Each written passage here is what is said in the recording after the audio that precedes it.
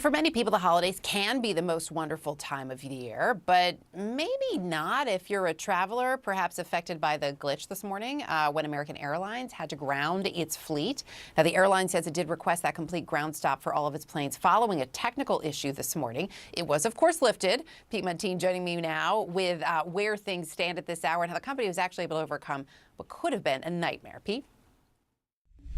Danny, Erica, American Airlines says it's all hands on deck right now to get things back to normal. We now know that this was caused by an outage of a computer system that is key to getting flights on their way and pushed back from the gate. American has about 3,900 Tuesday flights scheduled in total, and the good news for the 500,000 people traveling on the airline, no major cascading cancellations, making the real story the delays. Airline analytics firm Cirium tells me that American hubs like Charlotte and Miami have been hit hard. Add bad weather on top of that at DFW, and it all means only 37% of American flights have left on time.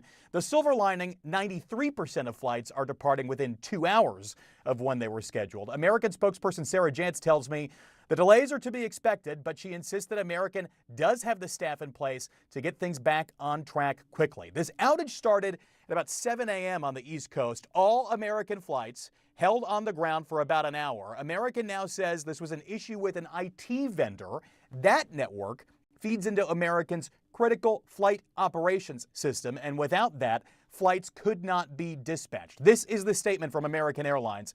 A vendor technology issue briefly affected flights this morning. That issue has been resolved and flights have resumed. We sincerely apologize to our customers for the inconvenience this morning. History has shown that airline technology issues can have an outsized impact. In July, the CrowdStrike outage caused Delta Airlines to melt down. It canceled about 5,000 flights in total. The Southwest Airlines holiday meltdown was happening right now 2 years ago, and Southwest canceled about 15,000 flights over a week's time. The Department of Transportation has really turned up the heat on keeping airlines accountable, and outgoing Secretary Pete Buttigieg says the Delta investigation is still ongoing, though airlines are hopeful that the Trump administration may be more sympathetic to them when it comes to issues like this latest snag. Danny, Erica? All right, Pete, thank you. Also with us this hour, Zach Griff, who's the senior aviation reporter for The Points Guy. Zach, good to have you with us. As Pete laid out, the technology can have sort of an outsized impact when it comes to problems. Things are back on track. The other thing that's good to know for travelers is your rights have changed a little bit just in the last few months. At the end of October, these new rights went into effect in terms of refunds for delays and cancellations. What does that change? Yeah, well, thanks so much for having me. I think one of the big things that people should remember when things go wrong, and of course they could go wrong today, they could be going wrong on the return trip from the holidays, is that you're entitled to a full cash refund when your flight gets canceled or significantly delayed. And for so many people, especially when they're traveling places where there are multiple airline options, maybe in the instance of today, American's flights are super delayed. They've delayed about 1,200 flights today. If you have another option to potentially fly with a different carrier, you could get that full refund from American and then go and voluntarily choose to book a last minute ticket. And in some cases, those tickets aren't as expensive as some people might think, especially on some of the lower cost carriers that could be operating on time and getting you to your final destination in time for the holidays. I would say another win, too, in addition to what we saw. Part of those rules also were more transparency. Airlines have to be a little bit more honest about what they're charging you for. And not only is it transparency, it's also they have to take the initiative to get those refunds and those credits issued to you on their dime. It's not you having to call in and wait for a supervisor speaking to the refund desk. It's the airline who is now responsible for processing these things, for telling you what's included, whether your bag, how much it costs, what's the seat assignment fee. When things go wrong, we process the refund for you within a certain time period. It's significantly more flyer friendly.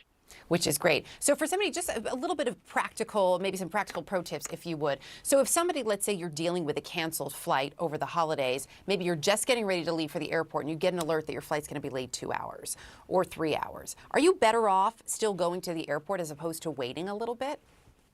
Yeah, I mean, so the first thing, certainly for me, someone who's traveling hundreds of times a year, the first thing you get that notification is you're looking for your alternative options. Ideally, you have those alternative options already thought through before you get that cancellation. But I'm going to, Expedia, Google Flights, starting to see what other airlines are out there. If they're on time, it's locking in those seats as soon as possible, and then handling the compensation and the refunds afterwards. Because when time is of the essence, such as when you get that notification, you and all of your traveling companions who may be on that flight are also doing the exact same thing. And you're talking about a resource that's it's shrinking. There's so few seats that are available at the last minute. You want to grab that first and then handle kind of the rest of the picture.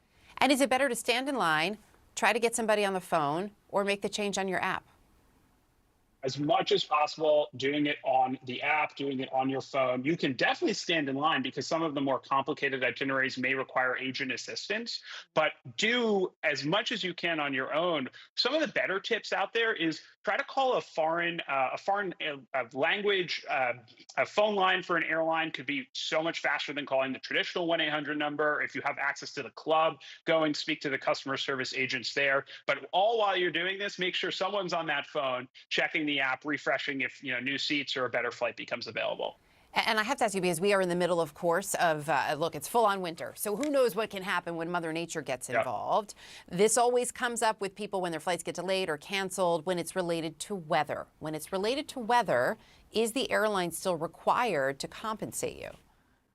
Yeah, so the airline, when the flights are canceled or significantly delayed, those refund rules that are written by the Department of Transportation, they do not exclude weather. So refunds, in terms of getting your cash back to that card, so that, say you don't want to cancel the trip or you're going to postpone it, that's, enshrined in the rule. Now, compensation is a different story, because that's when the airline typically goes above and beyond, maybe gives you miles, hotel voucher, food vouchers, things like that. And typically when it's weather related, you have the airline saying, hey, this is out of our control, and we'll give you up to what the law requires us, but maybe not that little bit extra.